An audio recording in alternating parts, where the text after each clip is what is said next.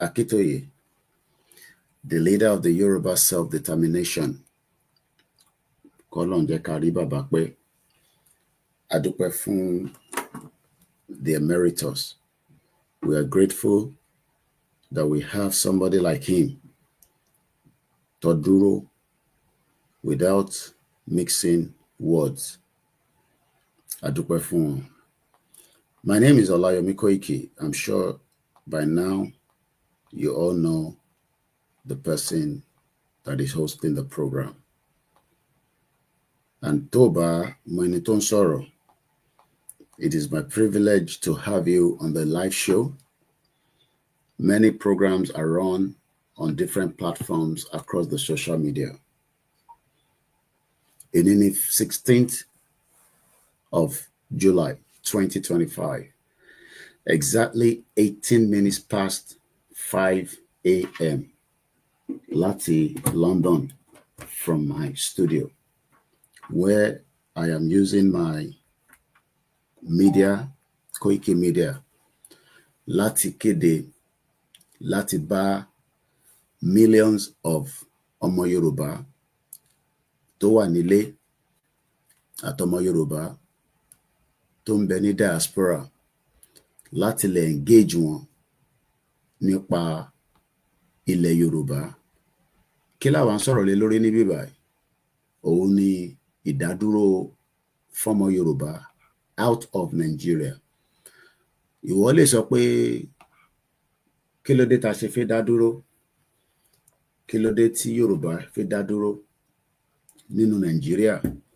Well, Nigeria nígbà tí àwọn Britain tó máa create Nigeria, wọ́n create Nigeria out of selfish interest fún tara wọn. Wọ́n create fún èmi àti ẹ. UK tèmi gbé nísìn, mo ní ààbò tó pọ̀ tó ń ṣọ́ mi. That means ní Nigeria tí British create, ẹ lè ní ààbò torí pé the union láàrin gbogbo Nigeria politician wọn ní interest láti fún yín ní security. They are not interested láti jẹ́ kí security kó wà fún gbogbo àwọn tó ń pè ní the citizen of the Federal Republic of Nigeria. And one of the biggest threats in the life of humans, òun ni kí àyàyànjá. We have millions of diaspora, for example. Each time they want to go back to Nigeria, they are scared. Ẹ̀rù máa ń bà wọ́n torí wọ́n mọ̀ tí wọ́n lè bá pàdé. And we have seen thousands and thousands of situations where people travel back home and sometimes they never made it back to their original base. I'm talking about those that are diaspora. This program ends in exactly about 6, which is now about 40 minutes. So I'm going to do it as quickly as I can at any time to pop. The reason why a lot of diaspora, bí mo ṣe sọ, àti wálé fún wọn ó jẹ́ a biggest threat because ìlú tó bá ti ní security, you are likely to survive or not to survive. Kò sí nǹkan tó fẹ́ ṣe. If you're going to university, tó bá ń lọ sí school ni, o need ààbò. Tó bá ń lọ ṣiṣẹ́, o need ààbò. Tó bá ń rìn láti ìpínlẹ̀ ilẹ̀ Yorùbá kan lọ síbì kan, o need ààbò. But ní èní kò sí ààbò kankan tó ń bẹ ní Nigeria, ní the southwestern part, not even just ilẹ̀ Yorùbá, gbogbo ibi tó ń pè ní Nigeria. Ta ni ó jẹ́ kó fi ààbò fi bò wá? Kò ń ṣe pé o máa pe Jésù àti ànábì àti àwọn oníṣẹ̀ṣe. No. That bulk of responsibility ó wà lọ́wọ́ whoever is the government, ẹni tó ń darí ìlú. Lénìí ẹni tó ń darí ìlú òun ló ń pè ní Ọmọlódù Ọdẹ, Jagaban. Òun ló wà lórí oyè lénìí. Ó ti lọ ní ọdún 3 báyìí. Àmọ́ látọdún 3 tí Tinubu ti wà lórí oyè, ǹjẹ́ wọ́n mọ èèyàn tó ti kú? Màá fún ẹ ní statistics ti last month. Ká má tètè lọ sí the last 2 years. A dúró lórí just the basic June tó tán yìí, a wà ní July. Màá sọ èèyàn tó ti kú.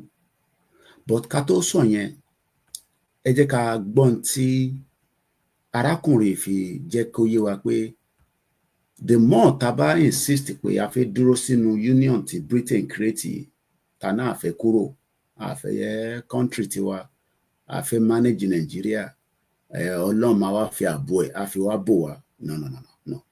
Ọlọ́run kankan wá síbi kankan. Torí UK tèmi ń gbé, Ọlọ́run kọ́ ló fi ń ṣe security wọn. Wọ́n fi àwọn èèyàn tọ́lọ́run fún ní talent, wọ́n gbé wọn sí different ibi tí wọ́n ti máa ṣe iṣẹ́ láti wá ṣe ààbò fún àwa aráàlú àti aráàta, àtẹnitọ́ bí síbí, àtẹnitọ́ bí síbí. Wọ́n kó gbogbo wa, wọ́n fi ààbò. Àwọn náà sì ní a lot of security threat tó ń affect wọn nílùú yìí, but wọ́n fi talent èèyàn lọ fi monitor ẹ̀. Wọ́n ní control room, wọ́n ní intelligent, wọ́n láwọn tó wà lórí títì, wọ́n ní helicopter, wọ́n ní drone, wọ́n ní CCTV. Bọ̀ ṣé ìlú tí kò tẹ̀ ní iná tó jẹ́ pé orí fóònù ẹ̀ nísìn ò monitor bá mélòó ló kù? Báwo lẹ ṣe fẹ́ install CCTV? So tẹ bá ń sọ pé Ọlọ́run ló máa wá fi ìṣọ́ ẹ̀ṣọ́ yín, òun parọ́ fún rẹ̀, torí Ọlọ́run stupid bí ẹ̀yin ṣe ń sọ bẹ́ẹ̀. Ọlọ́run kọ́ ni ó ń bọ̀ wá fi ìṣọ́ ẹ̀ṣọ́ yàn. Government ló jẹ́ kó fi ààbò ẹ̀, ló jẹ́ kó fi bò wá. Tí government bá ti wá fi ààbò ẹ̀ bò wá o, àwa ní kí Ọlọ́run kó ṣe èyí tó kù. But ní ọ̀dọ̀ tiwa, a máa ń kó gbogbo problem wa àgbé sọ́dọ̀ Ọlọ́run. Ọlọ́run bá wa ṣe títì. Ọlọ́run sórí hospital yẹn, Buhari ò lè kó síbẹ̀. Ó bọ̀ wá kú sí London. Jẹ́ kí Ọlọ́run kó bá wa ṣe UCH. Ọlọ́run jẹ́ kó bá wa ṣe Mercy Hospital, Luth, Gbagada Hospital, gbogbo hospital yín tó ti wà dilapidated. Ọlọ́run bá wa fix court. Òjò tó ń rọ̀ nínú court yẹn, Ọlọ́run náà ló máa wá fix ẹ̀. Ìyẹn l'Ondo State, mo rí fídíò kan. Òjò yẹn lọ púrú nínú court. Ṣé ní court ní London? Ṣé Ọlọ́run la máa pè tójò bá ń rọ̀ tó ń wọnú inú building? O ní láti pọ̀ Ọlọ́run. Wà á wá ẹni tó jẹ́ carpenter, builder, gbogbo àwọn tó jẹ́ engineer. Ẹ wo problem yẹn. Òjò tó ń wọlé, ṣá ṣe lè tún ilé yìí, ṣá lè fix ẹ̀ àbí ká dáwó. Nàìjíríà ilé tẹ gbọ́dọ̀ dáwó ni. Tẹ bá ṣì ń sọ pé ẹ fẹ́ dáwó, ẹ ń parọ́ fúnra yín. Ẹ gbọ́dọ̀ dáwó. A máa dáwó, àwa wo kí la fẹ́ yọnú ẹ̀. ilẹ̀ Yorùbá dá dúró nù ẹ̀, àwọn ilẹ̀ Ìgbò á dá dúró, ilẹ̀ Haúsá, ìjọ, olúkálùkù wá lọ fẹ̀rẹ̀ sí wá sìmẹ́ǹtì tó dáa àti iyẹ̀pẹ̀ tó dáa tí wọ́n ti dilute, àwa bẹ̀rẹ̀ sí build ibi tí a fẹ́ gbé. But ẹ̀yin kan ò fẹ́ bẹ́ẹ̀. Ìtẹ́fẹ́ ni ẹ̀ ń dúró de Ọlọ́run. Farabalẹ̀ kó gbọ́ ìtarákùnrin sọ, kò ń ṣe new video, but tí security ilẹ̀ Yorùbá bá ṣì rí bó ṣe rí, no, màá kọ́kọ́ play ti Jonathan. Ó ṣàmọ̀ Jonathan, òun náà wá sí London, ọjọ́ gbé òkúwo sí bàbá, ọjọ́ gbé padà lọ sí Daura ni. Àbọ̀rọ̀ mi yẹ nísìn. Torí pé ta bá ní a fẹ́ gba Yorùbá nation, ẹ máa ní Yorùbá nation yìí o, Yorùbá nation yìí o.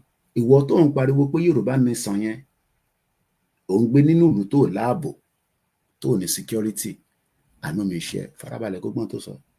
Gbọ́n tí Jonathan sọ níbí báyìí tó ń jẹ́ kó yé wa ìdí tí a ṣe wà níbi táwa. Farabalẹ̀, mo kí gbọ́ yẹn wá o. We've been having this conversation about the unity of Nigeria. Ìwọ tó ń sọ pé a máa ní unity, Fúlàní máa fẹ́ràn Haúsá, Haúsá máa fẹ́ràn Ìgbò, Ìgbò máa fẹ́ràn Yorùbá. Unity, tó bá ń sọ pé unity, kí gbogbo wa lè gbé papọ̀. Farabalẹ̀ kó gbọ́. And I reflect back at some of the prominent statements made by some of our founding leaders. And I feel that probably this will help us to have a conversation on the Nigerian unity. I just brought four, not to bore you. First, and I quote, not my statement, Nigeria is not a nation. It's a mere geographical expression. Okay.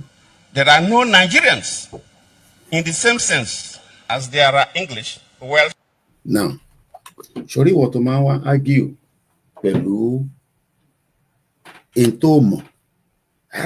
We are Nigerians. Ìbéèrè tó yẹ kọ́kọ́ béèrè ni pé níjọ́ wo ni wọ́n dá Nàìjíríà sílẹ̀? Nàìjíríà tó ń sọ yẹn níjọ́ wo gangan, because gbogbo nǹkan ló ní ọjọ́, gbogbo nǹkan ló lọ. Ìjọ́ tó bí ẹ nísìn ó mọ̀, 1978 lọ bí èmi nísìn, ìjọ́ ò lọ bí wọ.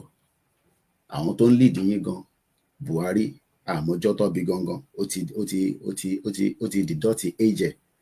Tinubu, gbogbo gbà ló ń change age lórí Wikipedia.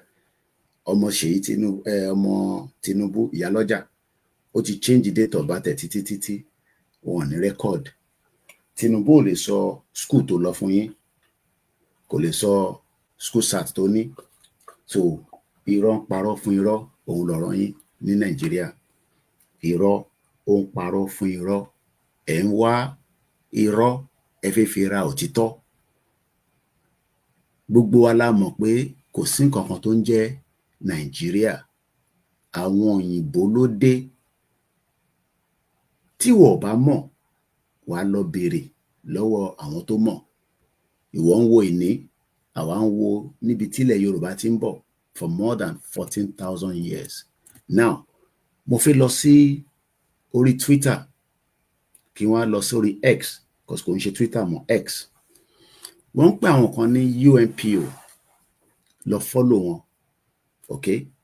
Lọ follow wọn kó lè má kọ̀ jókòó sórí TikTok, torí gbogbo information ò lè mú lórí TikTok. Wà á tún lọ lórí Twitter, wà á wà lórí Koiki Media. Tó o bá sí lórí Koiki, yes, ó dáa kéèyàn ṣeré, kéèyàn jọ oríṣiríṣi nǹkan náà ṣe lórí social media.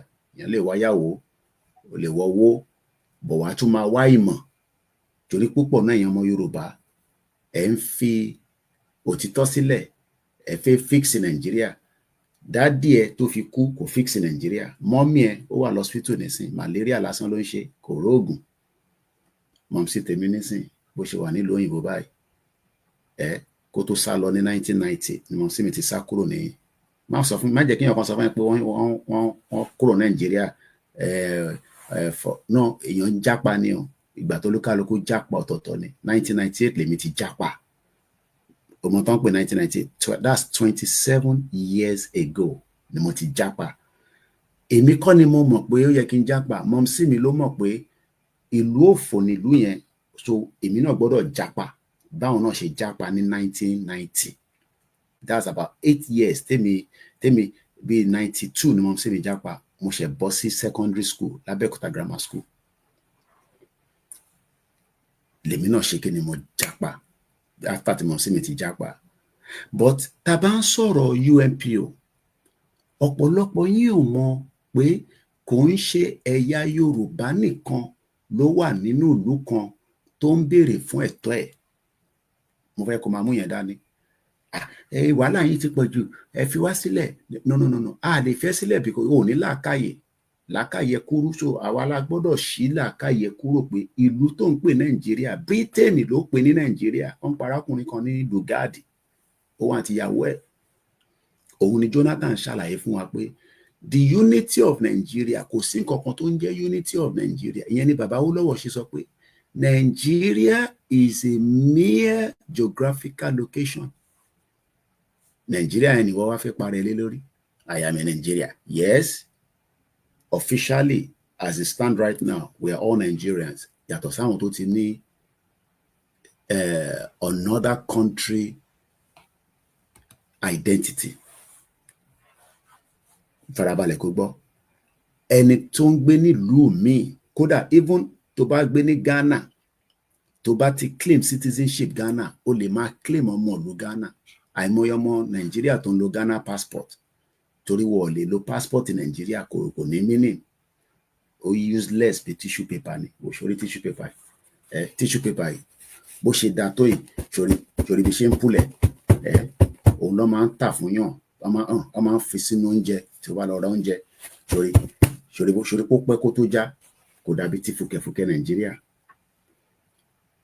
Táà kan bá wá ń sọ fún ẹ̀yin kan pé Nàìjíríà tó ń pọ́nlé yìí, àwa náà ti pọ́nlé rí, but àìmọ̀ ni. Òun ni bàbá Awólọ́wọ̀ ń sọ níbí báyìí. Bàbá Awólọ́wọ̀ ní Nàìjíríà, mo fi gbé wá sórí stream. Nàìjíríà yẹn má parẹ́ lórí ẹ̀. Yes, officially ibẹ̀ ni àwọn màmá ẹ̀ àti dádì ẹ̀ lọ ṣe jigijigi lọ́wọ́ padà bí wọn náà sí. Kò sí kankan tó wrong níbẹ̀. Tó bá jẹ́ pé British ò change orúkọ yẹn, ìjọ tó bá jẹ́ pé wọ́n bí ẹ, wọ́n á máa ní wọ́n bí ẹ sí ìpínlẹ̀ Ọ̀ṣun lórílẹ̀ ilẹ̀ Yorùbá. Bọ̀ nítorí pé Nàìjíríà ni wọ́n ń pè láti 1914 tó fi ń pè ní amalgamation. Ìyẹn ló ṣe ń pè ní amalgamation. Amalgamation. Wọ́n ń pè yẹn ní 1914 amalgamation. The spelling of that amalgamation here is A, Oshamo apple, M for mother, again A for apple, L wà lọ London, torí inú London lèmi wà, G for goat, Oshamo ìdẹ máa fi ń ṣe pepper, tẹ́ fi ń ṣe pepper soup. A again for apple, M wà tún lọ mother, A for apple, T for table, I for ink or India, O for orange, N for November. Amalgamation. Sórí amalgamation yẹn, òun ló dá wàhálà lẹ̀ tó fi ní ààbò, tó fi ní security. O lè máa sọ pé but nígbà tó fún wa ní independent, àwọn leaders wa, o lè ní leader tó ní interest in Nigeria. Because kí ni interest of any? Okay, interest wo ni Buhari ní nísìn tó fi wá kú sí London? Kò ṣe kú sí Daura tó sin sí. Ṣèbí hospital ń bẹ ní Daura. Kí ló dé tó máa gba treatment ní hospital Daura? Okay, kàtẹ́ ní kò sí hospital nínú Daura. Kí ló dé tí, that is ẹni tó jẹ president ni, kí ló dé tó kú sí Abuja? Ṣèbí hospital ń bẹ l'Abuja. Ó dà tá Abuja ò bá lọ hospital, a mọ̀ pé Lagos state ó láwọn hospital tó dá. Wọ́n create Nigeria fún purpose yẹn. According to tàwa gbọ́ ni pé in 1914 yẹn, gbogbo tá à ń sọ 1914 yẹn, it's just 110 years. Bí a bí o fi pé 111 years. Tó bá torí ẹlòmíì ò mọ kankan, fóònù ẹ nísìn ò mọ tó fi ń ṣe, wà lọ sórí calculator. Bí mi náà ṣe ń lọ calculator nísìn lórí laptop mi. Wà wá lọ, kí ló máa ṣe? Wà wá minus 2025 láwà. Wà wá sọ pé minus, kò ṣe dandan pé kò mọ mass, but ìyẹn easy fún ẹ. Minus 1914. Wà wá sọ pé equals to 111 years. I'm sure pé tó bá lọ wèrè lọ́wọ́ àwọn ìdílé dádì ẹ̀ àbí ìdílé mọ́mì ẹ̀ tó ti wá, tó bá lọ béèrè lọ́wọ́ wọn, tó bá lọ béèrè lọ́wọ́ wọn pé ǹjẹ́ a rí àgbàlagbà kan tó kú tó ju 111 years lọ? Àwa sọ fún mi pé ìyá olóyè nígbà tó máa kú 130 years old ni. Bọ̀ nítorí pé làákàyè ó focus lórí àwa tá à ń ṣe, inú ń bí ẹ, ṣé mi mo ní kí mọ́mí ẹ má mọ̀ wá London ni? Òun fara wé mi tí mọ̀mísí mi náà mọ̀ pé Nàìjíríà ò ní dá tó gbé mi sá lọ. Ẹ̀ ń wà jealous, ẹ̀ fẹ́ wo òtítọ́ mọ́.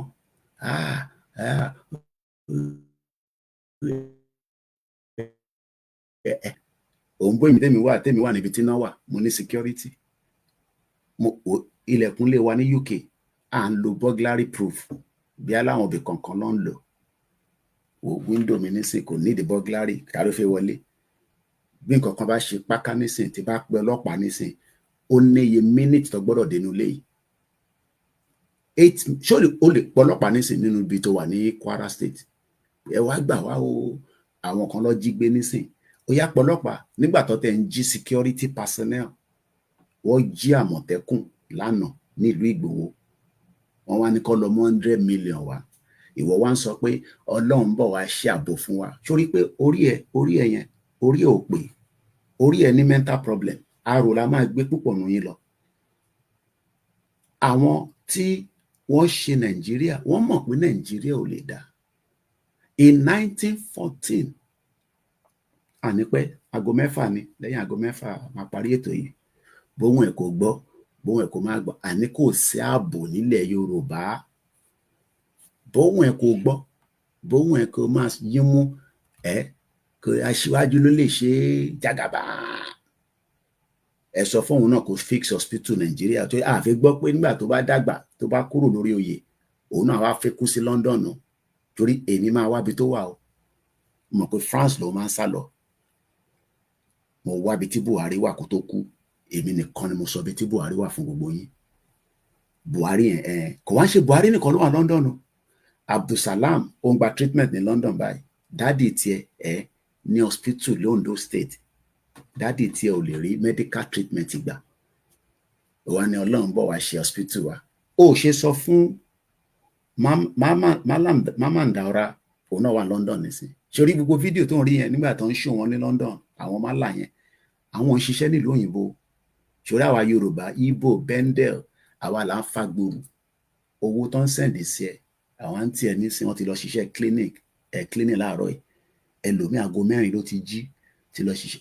Tó bá jẹ́ pé ilẹ̀ Yorùbá la wà, ó bẹ́tà ká ṣe clinic yẹn náà. Bọ̀ Nàìjíríà tó ṣiṣẹ́, òun ló ń jẹ́ kí àwọn èèyàn jápa. Àwọn èèyàn wà ní Philippines, wọ́n wà ní Liberia, wọ́n wà ní Somalia, wọ́n wà ní Cairo. Wà wá béèrè pé kí lẹ̀ ń ṣe lọ́hùn yẹn? À ń ṣiṣẹ́ náà ni. Ó dá tó bá jẹ́ pé ìlú tiwa ń ṣiṣẹ́, ṣó jẹ́ ká máa lọ ṣiṣẹ́ ní iṣẹ́ tá fẹ́ lọ ṣe níta yẹn, kí ló dé tá ṣe nínú ilé? Àwa gbọ́ pé in 1914, the British colonial administration amalgamated. Nǹkan pè ní amalgamated ni pé wọ́n mú north, àwọn tó jẹ́ pé làákàyè wọn kúrú. Àwọn kan náà ló fi gbádùn ẹ̀ka ọ̀rọ̀ yìí tẹ́ ń gbọ́ wa. Mo kì í bẹ́ ṣe ń wọlé ìyá dáadáa. Àwọn tó mú Nàìjíríà tó mú sọ́rùn tó fẹ́ jẹ́ kó tẹ̀síwájú, àwọn ló wá ń gba treatment ní London bíi Buhari. Tí mo lọ sọ bí tó wà fún ẹ, mo ṣàìdé mi mo sọ bí tí Buhari wà fún yín. Ìwọ mọ bí tí Buhari wà tẹ́lẹ̀ ní London ni. Ìjọ Wednesday last week, ó ṣe pé 1 week tí mo wá lọ nígbà tí intelligence yẹn tó dọ́wọ́ mi pé confam Koiki ìgbà lọ ti ń tọ́jú Buhari, lọ síbẹ̀ wá bá ń bẹ̀. Ìwọ tó ń bè mí pé ṣé mi rí Buhari, mo ń bọ̀ wá sọ yẹn fún ẹ. Wọ́n amalgamate wa ní 1914. Wọ́n amalgamate gbogbo wa. Wọ́n kó Igbo. Ṣorí Igbo tó ń bá jà léèrè tó ń claim ownership Lagos State. Tó bá jẹ́ pé adádúró bá ti ṣe dá wà tẹ́lẹ̀ tí wọ́n mú àmúlùmálà, ṣó jẹ́ káwọn Igbo máa tutọ́ sí wa lára, kó máa sọ̀rọ̀ pàpàpàpà sí wa lára. Àwọn ọmọ Yáríbá Al-Fayed tó fi kú wọ̀ fún ní British passport. Púpọ̀ nínú wọn bá gbé pẹ̀lú wa, ẹlòmíì nínú wọn àmọ́ bá ṣe máa ṣe. But àní ká dá dúró. Mo wá rí pọ́n ní àwọn kan wọ́n ní àwọn ọmọ Ìgbò ẹ̀ ní jẹ́ kẹ́ dìbò ní bíbáyìí lẹ́yìn kí gbogbo aṣọwọ́ papọ̀ ká gbalẹ̀ Yorùbá ẹ fẹ́ lọ ṣe 2027 bẹ́ẹ̀ ṣe tún pépé rẹ̀ òfò àtàdánù yín a sọ fún yín níjọ́ náà lọ́hùn ọ̀rọ̀ election kan ló kàn. I have just 20 minutes so ká ṣe pápápá. ṣe rí bàbá tẹ̀ ń wò yẹ̀yìn orí bàbá yìí tó ń pè ní Lugard ó ti bá tiẹ̀ lọ nísìn. Mo ní lọ padà béèrè lọ́wọ́ àwọn fámílì ẹ̀ nínú ilé pé ǹjẹ́ àwọn arúgbó kan wà tó kú ní age 111 nínú generation wa wá sọ fún ẹ pé tó kú ní 140 wà nílẹ̀ Yorùbá nínú fámílì ẹ̀. Now àwọn yẹn before 1914 ló ti bí wọn. Kí ni wọ́n ń pè wọ́n tẹ́lẹ̀? So má jẹ́ kẹ́ni kankan gbé ẹni gógó. Britain gbé Fúlàní lé wa lọ́rùn ni. Bóhùn yìí kẹ́ sọ pé ó sì máa dá. Ṣorí àwọn Fúlàní tẹ́ ń rí yẹn kò ń ṣe ní Britain. Àwọn àti Britain ọ̀rẹ́ gidi ni wọ́n. Ìyẹn ni gbogbo wọn ṣe pọ̀ sí London. Orílẹ̀ tó ń gbé ìwọ náà ṣàrí nígbà tí ṣètì máa dé orí bí ó ti lọ bá wọn. Orí àwọn ọmọ Buhari ẹkún tó ń sun yẹn rọ ni o. Bàbá wọn gbádùn ayé tó fi kú ni o. Dádì tí ọ̀rọ̀ ayé gbádùn ìyà ni dádì ẹ̀ jẹ. Tó bá tún lọ sóko àgẹ̀ ọwọ́ ẹ̀. Àwa wá ń pariwo ká dá dúró òní ká gbẹnu sọ́hùn. À ń pariwo ààbò òní ká gbẹnu sọ́hùn. Ibẹ̀ kọ́ mo lọ. Now torí àsìkò ká move swiftly àní time púpọ̀ láàárọ̀ yìí. Bó bá wọn ẹ̀ kò gbọ́ bó bá wọn ẹ̀ kò máa gbọ́. But òtítọ́ làwọn máa sọ fún yín. Òǹdó de pásítọ̀ ẹ̀ kó wá sọ òtítọ́ fún ẹ. Olùkí pásítọ̀ ẹ̀ fi sọ òtítọ́ ni. Wọ́n ń pè bí kíní kan ní UNPO. Nígbà tí mo lọ wo page wọn lánàá, Unrepresented Nations and Peoples Organizations, UNPO, àwọn ẹ̀yà tí wọ́n fìyà jẹ nínú territory tó wà bí Yorùbá nísìn, aláàbò kankan kò sí security. Ìwọ́gbọ́n tó bá sùn nínú yàrá ẹ̀ wàá tún máa lajú báyìí pé ṣé Fúlàní ò lè ti wọlé. Even in Lagos State kò sáàbò. Mo wá bá àwọn kankan pàdé lánàá unrepresented ní July 14 2 days ago wọ́n post nǹkan kan síbẹ̀. Mo sọ fún ẹ pé bíbá ní international platform tó bá ń wá news tó máa confirm ìwà jókòó sí bíbá ló ti máa bá pàdé. Tó bá ń wá bí tó ti fẹ́ ṣeré pa ò lè lọ sí channel míì olúkálùkù ló ní nǹkan tó ń sọ. Language, èdè. Ṣé a ní èdè tiwa? Irú èdè wo là ń sọ? Ṣé èdè Ìgbò ni mò ń sọ látàárọ̀? Ṣé tí bá sọ Ìgbò ní bíbá ṣó lè gbọ́? Àfẹn tó bá kọ́ èdè yẹn. Ṣé èdè Haúsá ni mò ń sọ? A ní tá bá gba security wa tá dá dúró, èdè wa la máa fi sọ̀rọ̀, lákọ́kọ́ máa fi ṣe. Tó bá lọ sọ́dọ̀ ọlọ́pàá, wà bẹ́ èdè lẹ máa fi sọ̀rọ̀. But ní Nàìjíríà lẹ́ni nísìn wá lọ mú ọlọ́pàá Ìgbò wá fi ṣe commissioner, wá fi ṣe DPO, wá gbé wá sí abúlé tiẹ̀. Ṣé o mọ̀ ń pa abúlé tiẹ̀? Wá ṣe the same thing vice versa lọ́sàn-án. UNPO wá ń sọ fún wa pé language, èdè tí mò ń sọ yìí, language, èdè is more than communication. Farabalẹ̀, ṣorí èdè tá à ń sọ yìí òun gangan ní major reason tá a ṣe fi gbalẹ̀ wa kúrò lọ́wọ́ Nàìjíríà, tá a fi dá dúró, tá a fi gbà because Nàìjíríà ló ń lo ilẹ̀ yẹn báyìí. Ilẹ̀ dá dúró but tó bá béèrè nísìnyí where are you from? Nigeria. Ẹni tó bá mọ̀ pé tó bá gbọ́ accent tó ń ṣàwàtà ti gbé níta ọ̀ a béèrè pé what part of Nigeria are you from? Because ó mọ̀ pé ẹ̀ ń ṣe ẹyọkan nínú Nigeria. How can you say ṣe ẹyọkan ni wọ́n ní France, ṣe ẹyọkan ni wọ́n ní Germany, Holland, àwọn Scandinavia country yẹn. But lọ́dọ̀ tiwa nísìnyí tó bá ní tí bá jáde síta nísìnyí tíyàn kan bá dá mi dúró, where are you from? I'm from Nigeria. Igbo, orí ò pé Igbo kọ́ Igbo, ṣé mo jọ Igbo? Wàá sọ fún pé ṣé o jọ Igbo, orí ẹ̀ ò pé, ṣé mo kú wọn náà wàá tara pa pẹ̀lú bí ṣe kọlà báyìí. Even ló pa kọlà. That shows pé that means pé àkíńṣe yọkan. Awani, language is more than communication. Language, èdè, is more than communication. Ẹ káàárọ̀ ọgbọ́n ìtẹ́ ń gbọ́ wa láti gbogbo ibi tẹ́ ti ń gbọ́ wa. I have 15 minutes. Time is money. So, a máa parí ètò ìlágo mẹ́fà. Mo kí yín bẹ́ ṣe ń darapọ̀ mọ́ wa. Olólùfẹ́ mi káàkiri gbogbo àgbáyé. Ẹ̀yin ọ̀jọ̀gbọ́n, ẹ̀yin tí Ọlọ́run fún ní làákàyè tájọ́ ń tò lọ lábẹ́ bàbá Akíntóyè àti olóyè àti gbogbo àwa tí a jọ ń ṣe. A ní kò sáàbò, olóyè jáde. Ó ní kò sáàbò, kò sí security. Mo ń bá olóyè sọ̀rọ̀ lánàá lórí àwọn tó jí gbé ní ilẹ̀ Yorùbá lánàá. Fúlàní jí Àmọ̀tẹ́kùn. Orí pó fọ́nì. Fúlàní wá jí Àmọ̀tẹ́kùn tó yẹ kó protect wọ́n ti jí wọn gbé báyìí. Àmọ́ bí tó wà, kò sí helicopter tó ń wá wọn, kò sí ọlọ́pàá kan tó wọnú igbó lọ wá wọn.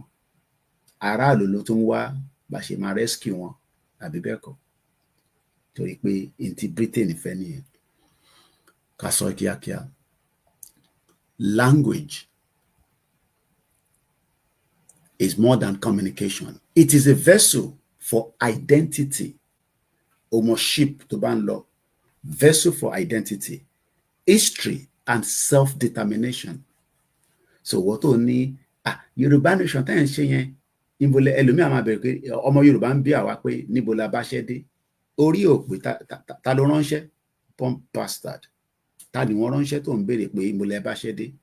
Má pariwo ẹ̀, má sọ fáwọn èèyàn pé ìdí tí ààbò ilẹ̀ Yorùbá security tó ṣe sí ààbò lẹ́ni o, òun ni pé torí pé àìtí ìdádúró. Tá bá ti dá dúró, àmọ́ bá ṣe fẹ́ ṣe ààbò ilẹ̀ Yorùbá. Tá bá ti dá dúró, bọ̀ tó fẹ́ yẹn, ò ń béèrè lọ́wọ́ àwa pé níbo la bá ṣẹ́ dé. Now, the next one, July 8 ni wọ́n post UNPO. For many unrepresented nations, bí ẹ̀yà Yorùbá àtàwọn ẹ̀yà tó kù káàkiri àgbáyé, for many unrepresented nations and peoples, place, names, place, ọmọ tó ń pè ní place, P-L-A-C-E. Names are not just geography. They carry history and identity and belonging. Ìdí tí àwọn Fúlàní ṣe fi gbalẹ̀ lénìí, gbogbo wa ti mọ̀. Torí pé ilẹ̀ ti wá lọ́ràá. Ilẹ̀ tí baba ńlá wa tó fún wa, ó ní ọ̀rá tó pọ̀. Ẹlòmíì nísìn, ebi tó ń pẹ́ nísìn kò jẹ́ kí obi máa pẹ́ because gold wà l'Ọ̀ṣun state. Báwo ló ṣe ebi ṣe láti máa pẹ́? Ẹ lè sanwó school, whereas a ní resources tó lè sanwó school gbogbo ọmọ Yorùbá. Ó jẹ́ ká gbélé tó dáa, ẹ lè gbélé tó dáa. Ẹ tún wá ní ààbò, gbogbo ẹ̀ wá ń ṣe àìsàn oríṣiríṣi wá ń ṣe ilẹ̀ Yorùbá. Àwa kan wá ń dìde, à ń ṣí làákàyè yín, ẹ wá máa tún máa sọ kábàkàbà. Across the world, unrepresented nations, bí ẹ̀yà Yorùbá, and peoples continue to face systematic replacement or suppression of traditional place names by state authority. A strategy that targets not only the geographic, but also cultural identity, historical memory, and community ties to their land. Fúlàní ń gbalẹ̀, wọ́n fi strategic gbalẹ̀ mọ́ wa lọ́wọ́, slowly and slowly. Wọ́n gbà díẹ̀díẹ̀. Mo ń gbọ́ tí Buba Garuwa, ọmọ tó ń pè bẹ́ẹ̀, Buba Galadima rather, Buba Galadima, mo rí lórí Sahara lánàá, Galadima. Ó sọ̀rọ̀ nípa Kwara àti Buhari, ìdí tó ṣe lọ gbé Buhari wá. Buba Galadima. Ó sọ̀rọ̀ lánàá, ilẹ̀ fàyà. Mo ń bọ̀. Ó sọ̀rọ̀ lánàá fẹ́, ilẹ̀ ti fàyà. There's agenda. Wọ́n fi Buhari, wọ́n fi ṣe kíni? Wọ́n fi ṣe deceiver fún gbogbo yàn. àwa wá ní kò jẹ́ kó rí bẹ́ẹ̀, ẹ̀yin kan sọ fún wa pé no, bó ṣe láti rí nìyẹn. ń bọ̀ torí mo kàn squeeze gbogbo ẹ̀ in torí mo ní very limited time.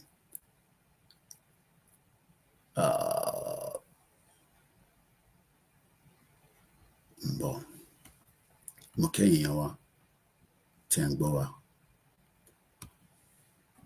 lórí ìkànnì wa yìí tá à ń pè ní Koiki Media, bringing the world closer to your doorsteps. Now, kí n sáré parí eléyìí kí n tó lọ wá yẹn. Now, recent and ongoing examples is China. China replaces Tibet with Xizang, reframing the region's history. Tó bá dijọ́ kan, gbogbo àná láti ń gbọ́, Kwara, àwọn Fúlàní ti gbà, ó ti kúrò lọ́wọ́ wa. Ó lè má yà nísìnyí, but gradual system. Ìjọ kankan máa wà wá ní, Ọ̀yọ́ kì í ṣe ilẹ̀ Yorùbá mọ́, ó ti di ilẹ̀ Fúlàní. Is a systematic and slowly placing themselves among us. Wọ́n bá wa gbé, wọ́n fẹ́ wa níyàwó, àwa náà fẹ́ wọn. A rò pé a fẹ́ràn wọn, àwọn ò fẹ́ràn àwa, because ilẹ̀ yẹn làwọn wà after. In tó lè slow it down ni pé ká kọ́kọ́ gba country wa náà, àwa lè ṣe ọ̀pọ̀lọpọ̀ in tó wù wá.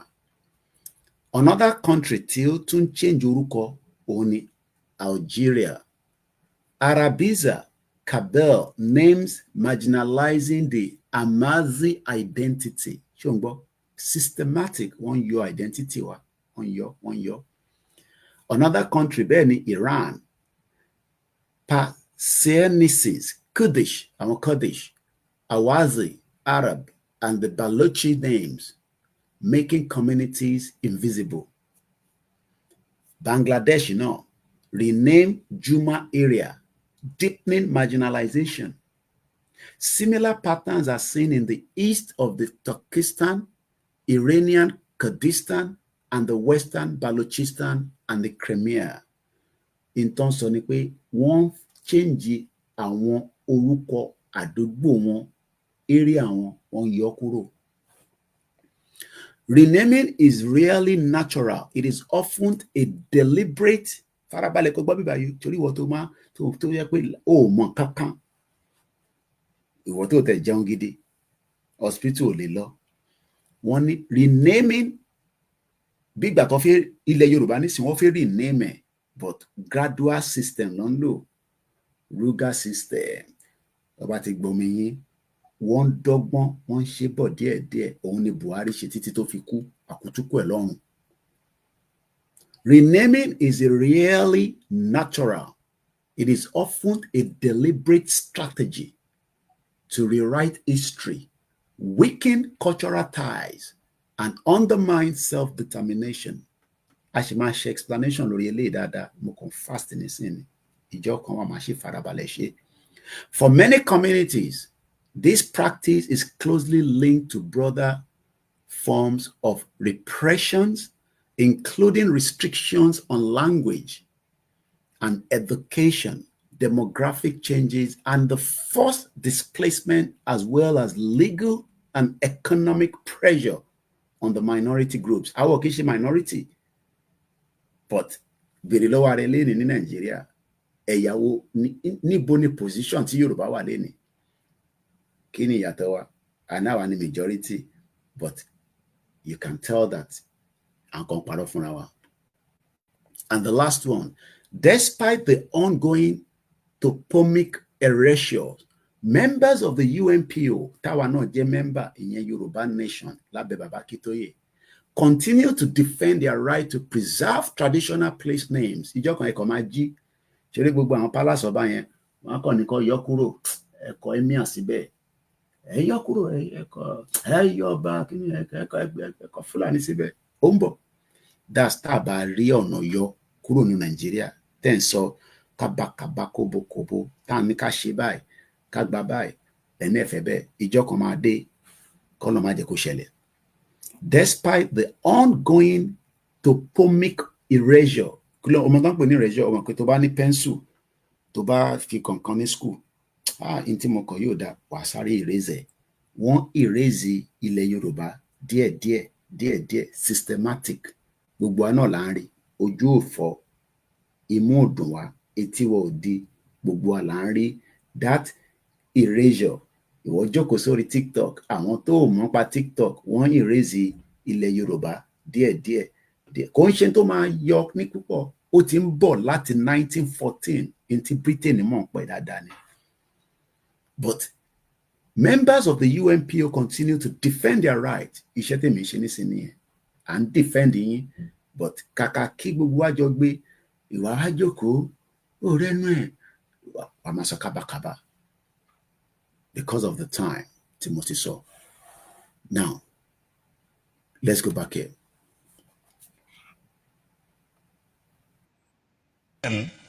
Is merely a distinctive appellation to distinguish those who live within the boundaries of Nigeria from those who do not. Èèyàn kan sọ fún wa nísìnyí bàbá wa Kenzo wọ́n ní ìyá àwọn was above 100 years old so màmá wọn dàgbà ju Nàìjíríà lọ just like I was saying earlier mọ́mì wọn dàgbà ju Nàìjíríà lọ and I'm sure tí wọn náà bá lọ béèrè lọ́wọ́ àwọn family yín padà wá sọ fún ẹ pé yes there are many people tó gba ọ̀dọ̀ wa kọjá ní generation wa because o gbọ́dọ̀ mọ generation by generation àwọn kan tí ń lo ilẹ̀ Yorùbá yẹn kó tó di pé àwọn òyìnbó dé tó gbà ọkọ̀ wa lẹ́rú ẹlòmíì I wonder why some of you are happy with all this àwọn òyìnbó yìí you don't have to be happy with it ọkọ̀ wa lẹ́rú for 500 years èmi dé bí n tẹ̀tí dé ti Badagry mo dé point of kí làwọn máa ń pè tí wọ́n ní ti point of no return lẹ́yìn pé door of no return ní Wida ní Benin Republic níbi tó ń kó àwọn èèyàn lọ lórí omi tó bá ti kó wọn lọ báyìí tó bá ti gbàbẹ̀ yẹn kọjá ó dé Europe nìyẹn tó bá dé Europe tó bá kú dànù wájú ẹ̀ sínú omi ẹja jẹ. This is accredited to Chief Obafemi Awolowo, the former Prime Minister of the Western Region. The second one, and I quote, "It is true that we politicians always delight in talking loosely about the unity of Nigeria."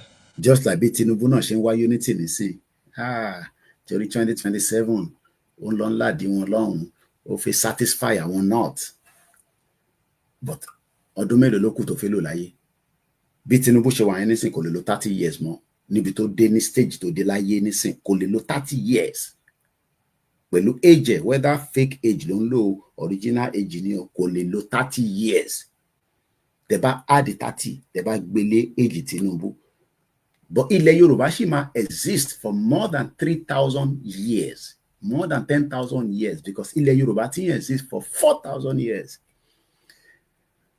Èyí takọ̀ wá sọ láàárọ̀ ìtorí a máa dẹnu dúró níbí báyìí ṣókí lọ́bẹ̀ igi náà ni òun ẹsẹ̀ rí breaking news Gọ́ngọ́ sọ Fúlàní jí àwọn ọmọ ogun Àmọ̀tẹ́kùn 3 gbé ní Ìgbòho wọ́n ní kó lọ mú 100 million wá tó kò kún ẹ̀ náà màá tó ń ṣe pé family ẹ̀ lọ jí gbé ànírè jù bẹ́ẹ̀ lọ mo kí gbogbo ẹ̀yin tí ẹ darapọ̀ mọ́ wa ní àárọ̀ yìí ṣókí lọ́bẹ̀ igi náà ni bó bá dénú ẹ̀ adòdìndì má bàárẹ̀ jà pé kílẹ̀ Yorùbá dá dúró kí a lè rí ẹ̀tọ́ wa lò léni àti lọ́la ọbẹ̀ Elédùmarè àwọn tí wọ́n ti kú ní June bí mo ṣe sọ 1,100 Nigerians were killed by terrorists last month 247 or thereabout. Those are people that have future like you.